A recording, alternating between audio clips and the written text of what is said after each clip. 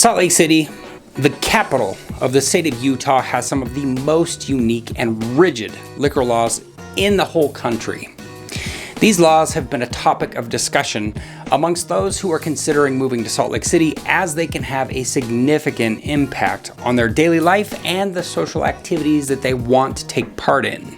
Over the past 24 years, these liquor laws have evolved and changed, but they still remain quite strict compared to other states. Utah's liquor laws are unique and may be different from what you're used to in other states. Primarily, this is due to the state's history and predominant religion. First, it is important to understand that Utah has been, for a long time, majority one faith that teaches that alcohol shouldn't be imbibed. It's no longer the majority in the state, but it has that history attached to it. And that church has a strong influence on the state's culture and laws. The church teaches its members should refrain from drinking alcohol, which has led to a more conservative approach towards liquor in Utah. In Utah, all alcoholic beverages with more than a 5% alcohol by volume content, including beer, must be purchased from state-run liquor stores. These stores are the only places where strong beer, wine, and spirits can be sold. They have limited hours of operation and are closed on Sundays and holidays. Think of it like going to the post office for your booze. Same kind of hours. Grocery stores and convenience stores are only allowed to sell beer with an alcohol content of 4.99% or lower. This means that all stronger beer must be purchased from the state liquor stores. Additionally, Utah has strict laws on the sale and consumption of alcohol in restaurants. Restaurants must have a separate liquor license in order to sell alcohol. This means that not all restaurants have a liquor license, and those that do may have limited hours and are required to meet certain strict regulations. For example, in order to be served alcohol in a restaurant, you must also order food with your drink. This means that not every restaurant will have mixed drinks or wine available.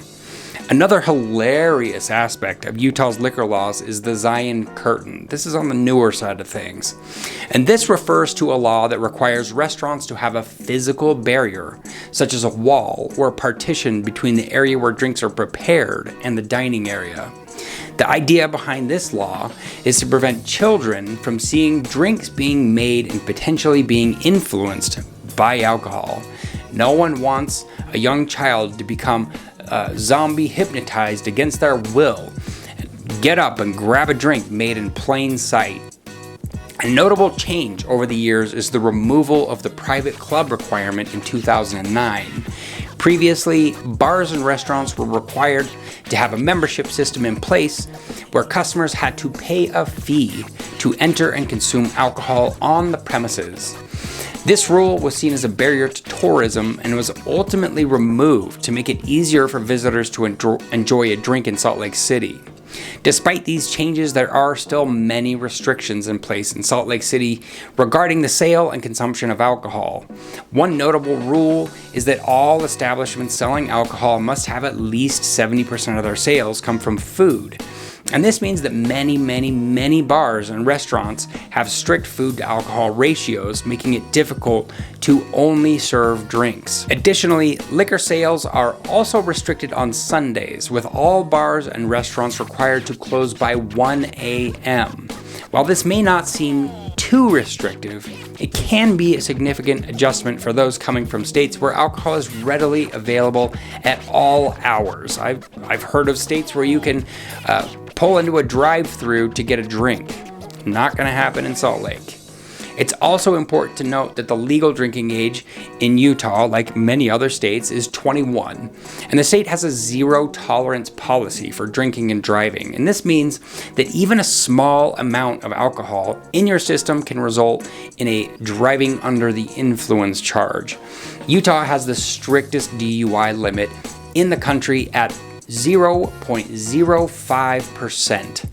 Further, Bartenders are required to limit all liquor drinks to 2.5 ounces per drink. If you're from out of state and you get a drink in Utah, you may be thinking, these people are ripping me off. But for anyone visiting from out of the state, the difference can be extremely stark. Utah's liquor laws are strict or unconventional to some, and so they're important to understand if you choose to live in the state. If you're thinking of moving to the state and you need some help figuring out where you want to go, you want to be shown around, let me know. I would love to help you out with that. Thank you so much for watching. Let me know in the comments what other questions you have about Utah liquor laws, and I will address them.